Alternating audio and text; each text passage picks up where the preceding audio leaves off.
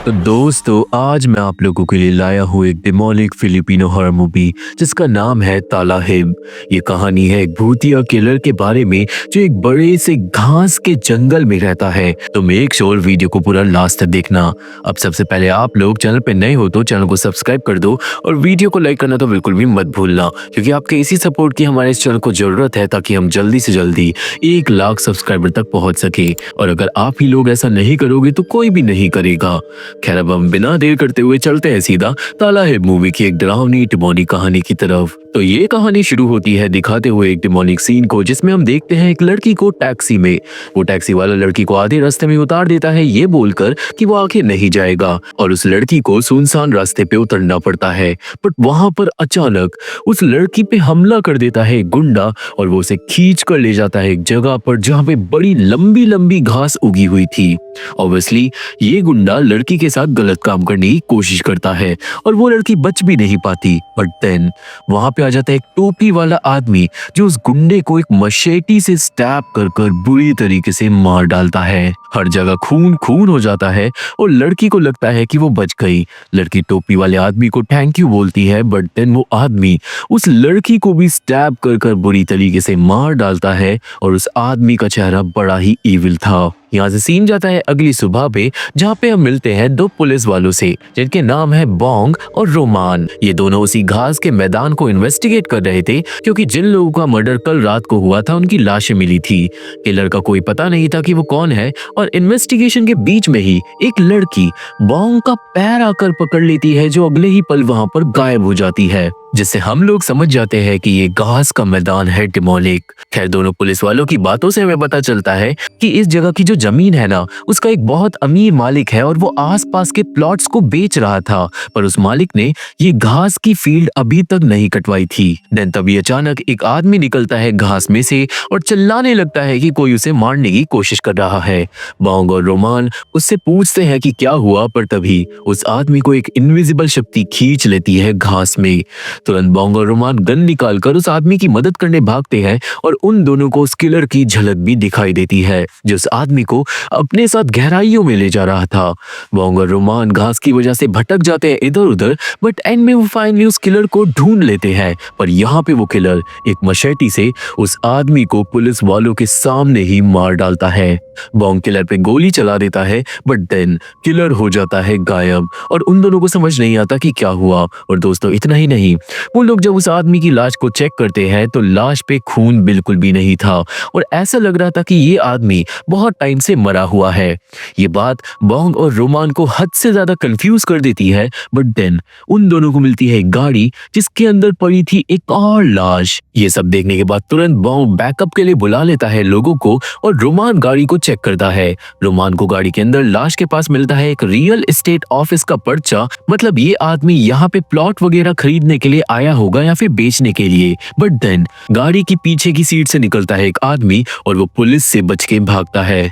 Bong और Roman उसका पीछा करते हैं और बोंग जाता है घास के रास्ते ताकि वो उस आदमी को घेर सके। हाउएवर एक बार घास में घुसने के बाद बोंग के साथ होने लगती है पैरानॉर्मल चीजें और उसे अपने आसपास फील होने लगती है उस किलर की डिमोनिक प्रेजेंस। उस फीलिंग से बच के बोंग घास से बाहर निकलता है और वो डर के मारे उस आदमी को भी नहीं घेर पाता। खैर अब भागते भागते वो आदमी जाकर छुप जाता है एक बड़े से घर में और ऑब्वियसली इस भागा दौड़ी में बोंग और रोमान दोनों को ही लगता है कि अगर वो आदमी भाग रहा है तो वो पक्का किलर से रिलेटेड होगा। और एंड में फाइनली वो दोनों उस आदमी को घेर लेते हैं, पर असल में वो आदमी नहीं था, वो था एक टीनेजर लड़का जो बुरी तरीके से डरा हुआ था। थोड़ी देर में बैकअप वहां पे पहुंच जाता है और उस टीनेजर लड़के को कर लिया जाता है अरेस्ट। रात हो चुकी थी और पुलिस वाले अब वहां से जाने ही वाले थे कि तभी वहां पे आ जाते हैं बहुत सारे टीनेजर फ्रेंड्स जिनके नाम मैं धीरे धीरे आपको बताऊंगा। पुलिस बच्चों को बोलती है वापस घर जाने के लिए और सारे दोस्त बोलते हैं कि वो इस जगह पे आए हैं प्रार्थना करने के लिए।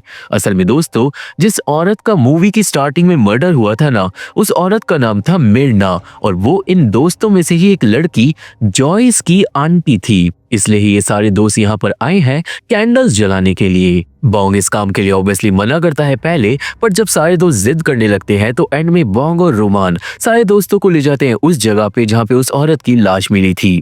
वो सब लोग वहाँ पे पहुँचते हैं, पर फिर दोस्त लोग बोलने लगते हैं पुलिस वालों को कि क्राइम सीन से थोड़ा दूर जाना होगा, एक पेड़ के पास, क्योंकि असल में जॉयस की आंटी का मर्डर पेड़ के पास हुआ था और बाद में उसकी लाश को क्राइम सीन वाली जगह पर फेंक दिया गया था। और दोस्तों, इस ग्रुप की बातों से ये साफ हो जाता है कि ये लोग जरूर कुछ छुपा रहे हैं और कुछ और ही करने वहाँ पे आए हैं। सारे दोस्त देन उस पेड़ के पास चले जाते हैं और बॉन्ग और रोमान रोड के पास ही खड़े होकर उन लोगों पे नजर रखते हैं। वहाँ पे खड़े होकर अब सारे दोस्त बात करने लगते हैं किसी चीज को खोद कर बाहर निकालने के लिए, पर ये काम वो लोग पुलिस के सामने नहीं कर सकते थे और इसलिए सारे लोग पहले प्रार्थना करने का नाटक करते हैं। देन अचानक सेरीना नाम की एक लड़की का कोई कंधा छूकर भाग जाता है, जिससे वो डर जाती है। और वही पैट्रिक नाम का एक लड़का जब मोमबत्ती जलाने की कोशिश कर रहा था तो उसकी मोमबत्ती बार बार बुझ रही थी। इन पैरानॉर्मल चीजों को देखकर दिया नाम की एक लड़की डरने लगती है। देन अचानक उसका पैर एक लंबी सी घास पकड़ लेती है। दिया चिल्लाती है और जब उसके दोस्त घास को काटते हैं तो दोस्तों घास के अंदर से निकलने लगता है खून, जैसे कि घास जिंदा हो। ये देखकर सब डर जाते हैं और फिर वहां पे बॉन्ग और रोमान भी आ जाते हैं, पर इससे पहले कुछ भी बात हो पाती एक डिमोनिक शक्ति पैट्रिक को घास के अंदर खींच ले जाती है। सारे लोग तुरंत भागते हैं पैट्रिक को बचाने के लिए, पर अब पैट्रिक को पकड़ लिया था किलर ने, जो उसे गहराइयों में ले जा रहा था। अब यहाँ पे सारे लोग घास को चाकू से काट काट कर आगे बढ़ते हैं, पर जैसे ही घास कटती है सब लोगों के ऊपर होने लगती है खून की बारिश। बॉन्ग और रोमान भी खून से लथपथ हो जाते हैं और उन्हें समझ नहीं आता कि आखिर माजरा क्या है। बॉन्ग देन दोस्तों से पूछता है कि आखिर असली बात क्या है और यहाँ पे खुलता है एक राज। असल में दोस्तों ये सारे दोस्त वहां पे आए थे एक लाश को ढूंढने के लिए और इस बात का रीजन काफी पुराना था। ये जितने भी दोस्त हैं असल में इनके मम्मी पापाओं ने बहुत पहले एक सीरियल किलर को मार डाला था और उसकी लाश को दफन कर दिया था उसी पेड़ के नीचे। पर उस हादसे के बाद से ये घास की फील्ड हो गई थी डिमोनिक और अब किलर की आत्मा उन इंसानों को मार डालती है जो भी घास की फील्ड में घुस जाता है। कुछ दिनों से किलर ने ज्यादा लोगों को मारना स्टार्ट कर दिया था और इसलिए सारे दोस्तों ने फैसला किया था कि वो उस किलर की लाश को ढूंढेंगे और उसे जला देंगे ताकि ये श्राप खत्म हो जाए। और ये लोग ऐसा इसलिए कर रहे थे क्योंकि किलर की आत्मा इन सब के पेरेंट्स की वजह से ही भटक रही थी। ये सुनकर ऑब्वियसली बॉन्ग और रोमान यकीन नहीं करते, बट देन किलर वहां पर आ जाता है और वो दिया को स्टैब कर कर बुरी तरीके से मार डालता है। बॉन्ग तुरंत किलर पे गोली चलाता है और उसे कुछ भी नहीं होता। ये देखकर सेरीना और एक लड़का पॉल भागकर चले जाते हैं गहराइयों में छिपने के लिए, पर वो दोनों भी किलर से बच नहीं पाते क्योंकि फिर अचानक किलर अंधेरे से निकलकर पॉल पे हमला कर देता है। पॉल सेरीना को वहां से भगा देता है और वो खुद मारा जाता है। सीन जाता है अब रोड पे, जहां पर बच के निकलते हैं बॉन्ग, रोमान, जॉयस और टिमोथी नाम का एक लड़का।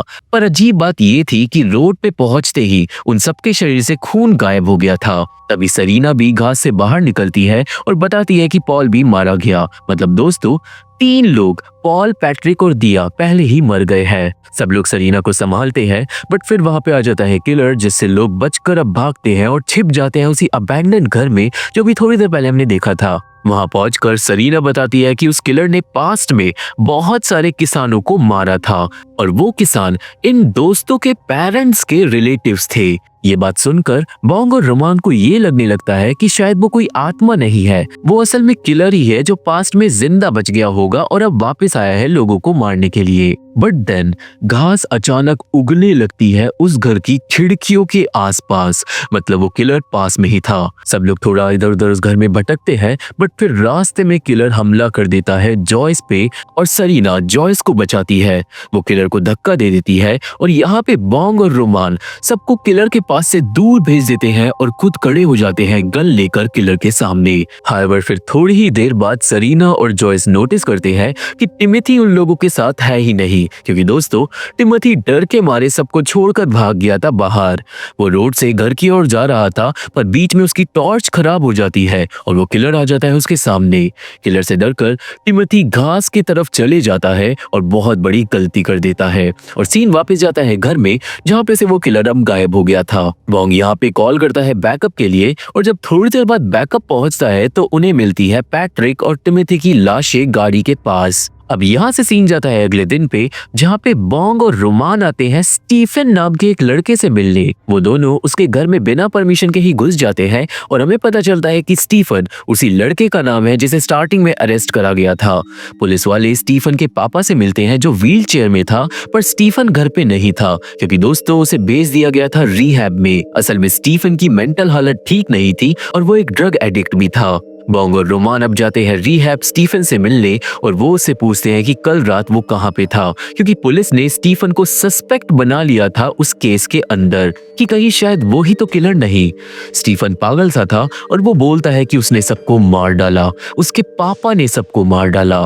स्टीफन की ये बात सुनकर बॉन्ग पूछता है कि अगर स्टीफन के पापा ने वो मर्डर्स करवाए हो तो, पर स्टीफन जवाब नहीं देता। खैर देन इसके बाद पता चलता है कि स्टीफन पूरी रात रिहैब में ही था और इसका मतलब वो किलर नहीं है, वो बस एक एडिक्ट है जिसकी बातों का ज्यादा मतलब पुलिस को समझ नहीं आता। हालांकि जितनी बात बॉन्ग ने स्टीफन से करी उससे बॉन्ग को अब ये लगने लगता है कि शायद स्टीफन का पापा इस सबसे कुछ कनेक्टेड होगा। दोनों पुलिस वाले वापस गाड़ी में आकर बैठते हैं, जहाँ पे जॉयस का फोन आता है और वो बॉन्ग और रोमान को घर बुलाती है।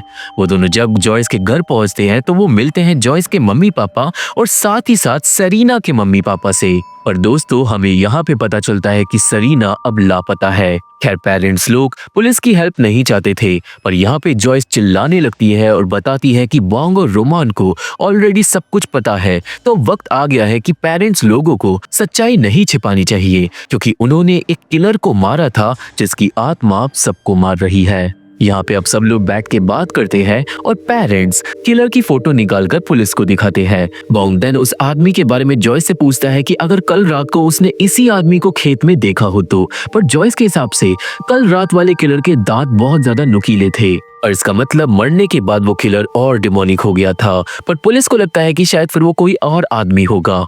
देन पेरेंट्स बताते हैं कि उन्होंने पास में किलर को पकड़कर जिंदा दफन कर दिया था, जिससे ये थ्योरी निकलती है कि शायद वो किलर किसी तरीके से बचकर भाग गया होगा और अब वो वापस आया अपना बदला लेने। खैर ये सब तो तभी पता चलेगा जब उस किलर की लाश को जमीन से निकाला जाएगा और इसलिए अब बॉन्ग सारे लोगों के साथ जाता है उस किलर की लाश को ढूंढने के लिए और रोमान जाता है बैकअप के साथ सरीना को ढूंढने। सब लोग उस पेड़ के पास पहुंच के खुदाई स्टार्ट कर देते हैं, पर इसी बीच में किलर आ जाता है और वो जॉयस को पकड़कर अपने साथ घास के अंदर ले जाता है। जॉयस बहुत ज्यादा स्ट्रगल करती है, पर एंड में वो किसी तरीके से उस किलर की पकड़ से बचकर वहां से भाग जाती है। जॉयस भागती है और भागती है और काफी देर भागने के बाद अचानक उसे पीछे से आकर पकड़ लेता है स्टीफन। देन वहां पे आता है बॉन्ग जो स्टीफन को जॉयस को छोड़ने के लिए बोलता है, पर स्टीफन यहाँ पे बताता है कि किलर का नाम है एड्सल मार्सिनियर, जिसे स्टीफन के पापा ने ही मरवाने का ऑर्डर दिया था। देन बिना देर करे किलर भी वहां पे आ जाता है और वो बॉन्ग के पीछे से उस पे हमला कर देता है। बॉन्ग तुरंत एक्शन लेकर किलर पे चला देता है गोली, पर इतनी गोलियां लगने के बाद भी किलर को कुछ नहीं होता और वो घास के अंदर दोबारा चले जाता है। जॉयस के हिसाब से उन्हें किलर की हड्डियों को ढूंढकर जलाना होगा इससे पहले देर हो जाए, और अब यहाँ पे इतनी सारी पैरानॉर्मल चीजों को देखने के बाद बॉन्ग भी पूरी तरीके से यकीन कर लेता है इस भूत की बात पे। सब लोग तुरंत दोबारा जाकर खुदाई स्टार्ट करते हैं एंड फाइनली उन्हें मिल जाती है एक कफन, पर उस कफन को खोलने पे सबके होश उड़ जाते हैं, क्योंकि कब्र के अंदर किलर के रिमेन्स नहीं थे, उसके अंदर थी सरीना की लाश, जिसे देखकर सरीना के माँ बाप बुरी तरीके से फूट फूट कर रोने लगते हैं। अब सीन रात पे जाता है जहाँ पे बॉन्ग रोमान को बताता है कि किलर की आत्मा सच में है, पर रोमान अभी यकीन नहीं करता। रोमान के हिसाब से किसी ने उन लोगों के प्लान का पता लगा लिया होगा और इसलिए उसने जाकर कब्र में सरीना की लाश को डाल दिया। देन दोनों में बात छिड़ती है एड्सल मार्सिनियर के बारे में जो स्टीफन के हिसाब से किलर था, और अब इसलिए अगले कुछ दिनों तक पुलिस वाले एड्सल की फैमिली का पता लगाते हैं। देन थोड़े दिन बाद जॉयस, बॉन्ग और रोमान फाइनली एड्सल की बीवी तक पहुंच जाते हैं जिसका नाम है फ्लोर। फ्लोर को रास्ते में रोककर पुलिस वाले उसे ले जाते हैं उसके घर, जहां पे फ्लोर बताती है कि एड्सल बहुत सालों पहले अचानक गायब हो गया था। उसने अपनी बीवी और अपनी बेटी से उसके बाद कभी बात नहीं करी और फिर एक दिन फ्लोर के दरवाजे पे आ गया एक डब्बा। उस डब्बे के अंदर थी इंसानों की हड्डियां, जिससे फ्लोर समझ गई थी कि वो उसका पति है और इसलिए फ्लोर ने उसे प्रॉपर तरीके से दफन कर दिया था। पर फ्लोर ने ये बात पुलिस को नहीं बताई थी क्योंकि वो झंझट नहीं पालना चाहती थी। असल में दोस्तों, फ्लोर को तो पता भी नहीं था कि उसका पति एक सीरियल किलर था और ये बात बॉन्ग और रोमान उसे नहीं बताते ताकि फ्लोर का दिल ना टूट जाए इतने सालों बाद। खैर, फ्लोर से उन्हें पता चल जाता है कि एड्सल की हड्डियां कहां पर है और इसलिए अब वो तीनों जाते हैं एक कब्रिस्तान। उनकी थ्योरी के हिसाब से जिन लोगों ने एड्सल को जिंदा दफन करा था उन्हीं में से किसी एक ने उसकी हड्डियों को भेज दिया होगा वापस घर, ताकि फ्लोर के मन को शांति मिल जाए ये जानकर कि उसका पति मर चुका है और कभी वापस नहीं लौटेगा। अब कब्रिस्तान में उन्हें फाइनली मिल जाती है एड्सल की कब्र और वो लोग कब्र को खोलकर बाहर निकाल लेते हैं एक बड़ी सी पन्नी जिसके अंदर उसकी हड्डियां थी। हड्डियों को देन वो तीनों वहीं पास में जला देते हैं और सोचते हैं कि फाइनली उस किलर की आत्मा को शांति मिल गई। पर दोस्तों, एड्सल की डिमोनिक आत्मा ये सब दूर से खड़े होकर देख रही थी और हंस रही थी। हड्डियां जलाने के बाद बॉन्ग जाता है और वो अपने पापा की कब्र पे कैंडल रखता है क्योंकि इस केस के बाद उसे फाइनली पैरानॉर्मल चीजों पे यकीन हो गया था और वो ये भी फैसला करता है कि वो फ्लोर को ये कभी नहीं बताएगा कि उसका पति एक सीरियल किलर था। यहाँ से अब सीन जाता है स्टीफन पे, जो रात को अपने पापा के साथ डिनर पे था। स्टीफन का पापा उसे समझाता है कि जो पास्ट में हुआ वो सब चीजें उसे भुला देनी चाहिए और फ्यूचर पे ध्यान देना चाहिए। और वहीं जॉयस भी अपने घर में डिनर पे थी और सब लोग खुश थे ये सोचकर कि फाइनली अब सब कुछ ठीक हो गया है। इतना ही नहीं, जॉयस का एक छोटा भाई भी था पर उसका मूवी में ज्यादा रोल नहीं है। देर रात को अब स्टीफन को हम देखते हैं जो अभी भी किलर से डरा हुआ था और इसलिए वो एक गन को अपने पास रखकर सोता है। बट ऑब्वियसली मूवी अभी भी बाकी थी क्योंकि अब सबके सोने के बाद स्टीफन के पास आती है एक एनर्जी एंड देन जब स्टीफन की आंख खुलती है तो उसका बिस्तर पहुंच गया था घास की फील्ड में। स्टीफन उठा लेता है गन और वो अपनी प्रोटेक्शन के लिए खड़ा हो जाता है। वो धीरे धीरे आगे बढ़ता है और चले जाता है अंधेरे में जहाँ पे उसे दिखाई देता है किलर। स्टीफन किलर का थोड़ी देर तक पीछा करता है और जब मौका मिलता है तो वो उसे गोली मार देता है, वो भी कई बार। हाउएवर किलर को कुछ भी नहीं होता और वो बोलता है कि मेरे को जलाने के लिए शुक्रिया, फाइनली मेरी आत्मा फ्री हो चुकी है और अब मैं कहीं भी जा सकता हूँ और तुम सबको मारने के लिए भी पहुंच सकता हूँ। और ये बात सुनकर स्टीफन के होश उड़ जाते हैं और वो अचानक जाग जाता है अपने कमरे में। मतलब ये बस एक सपना था और स्टीफन ने गोलियां अपने घर में ही चला दी थी। खैर, अब बिना देर करे स्टीफन कॉल करता है बॉन्ग को और से बताता है कि किलर की आत्मा फ्री है और जॉयस की जान खतरे में है। देन स्टीफन भाग जाता है जॉयस के घर उसे बचाने के लिए और दूसरी तरफ जॉयस चैन की नींद सो रही थी कि तभी उसे सुनाई देने लगती है अजीब फुसफुसाने की आवाज और वो जाग जाती है। जॉयस अब इधर उधर देखती है तो उसे यकीन नहीं होता क्योंकि दोस्तों उसके घर के अंदर ही उग गई थी लंबी लंबी घास। वो कांप जाती है और जाकर देखती है कि उसका पूरा का पूरा घर बदल चुका है घास के जंगल में, जिससे वो समझ गई थी कि वो डिमोनिक आत्मा अभी भी खत्म नहीं हुई। देन अचानक किलर आ जाता है जॉयस के सामने और जॉयस भागकर उठा लेती है एक चाकू और जैसे ही किलर उसके पास आता है वो उस पे चाकू से कर देती है हमला। जॉयस किलर को दर्जनों बार स्टैब करती है बट किलर बस हंसता रहता है। एंड देन घर पे पहुंचते हैं स्टीफन और बॉन्ग, जिनके होश उड़ जाते हैं क्योंकि जॉयस ने चाकू से अपने मम्मी पापा को बुरी तरीके से मार डाला था, ना कि किलर को। और ये देखकर स्टीफन वापस भाग जाता है अपने घर। जब जॉयस को होश आता है तो उसकी सांसें अटक जाती है अपने मम्मी पापा को मरा हुआ देखकर और वो फूट फूट कर रोने लगती है। उसे कुछ भी समझ नहीं आता कि क्या हुआ, पर बॉन्ग के लिए ये सब कुछ साफ था कि शराब के चलते जॉयस ने अपने परिवार को खत्म कर दिया क्योंकि जॉयस के पेरेंट्स ने किलर को जिंदा दफन करा था। वहीं स्टीफन भाग के अपने घर पहुंचता है और वो देखता है अपने पापा की लाश को जिसे गोली लगी थी और ऑब्वियसली ये वही गोली थी जो सपने में स्टीफन ने चलाई थी। स्टीफन को then on the spot police arrest कर लेती है और वो भी रोने लगता है क्योंकि किलर की आत्मा ने बच्चों का इस्तेमाल कर कर अपना बदला लिया। बॉन्ग देन स्टीफन के घर आकर देखता है ये सब कुछ और वो समझ जाता है कि स्टीफन के पापा को इसलिए मारा गया क्योंकि स्टीफन के पापा ने ही ऑर्डर दिया था किलर को मारने के लिए पास्ट में। इसका मतलब यही था कि वो डिमोनिक आत्मा अब उन सारे लोगों को मार डालेगी जिन्होंने उसे जिंदा दफन करा था। मूवी के फाइनल सीन में अब हम लोग बॉन्ग को कब्रिस्तान में देखते हैं जो कब्रों के पास फूल चढ़ा रहा था, जिससे हमें ये लगता है कि शायद उस किलर ने अपना बदला ले ही लिया होगा और जितने भी लोग उसके मर्डर में इन्वॉल्व थे सबको मार दिया होगा और मूवी यहीं पे खत्म हो जाती है। तो ये थी एक्सप्लेनेशन ताला है मूवी की और मुझे आशा है कि आप सभी को ये मूवी समझ आ गई होगी और मेरी वीडियो पसंद आई होगी। ये मूवी देखनी है तो मेरा टेलीग्राम चैनल ज्वाइन करना होगा, लिंक डिस्क्रिप्शन में है, पर अगर काम ना करे तो टेलीग्राम पे जाके मेरे चैनल का नाम डाल देना। वहाँ पे इस मूवी का लिंक मैं अपनी अगली वीडियो में आने बाद डालूंगा, तो उस मूवी का इंतजार करना। अब अगर आप लोगों को ये वीडियो पसंद आई हो तो वीडियो को तुरंत लाइक कर दो और चैनल को सब्सक्राइब करना तो बिल्कुल भी मत भूलना, क्योंकि हमारे इस चैनल को आपके सपोर्ट की जरूरत है। मेरे फेसबुक पेज का लिंक और बाकी सोशल मीडिया लिंक भी डिस्क्रिप्शन बॉक्स में मिल जाएंगे, तो वहाँ पे भी आप लोग मेरे को फॉलो कर सकते हो। और मैं आप लोगों से मिलता हूं अपनी अगली वीडियो में, तब तक के लिए थैंक यू, बाय बाय।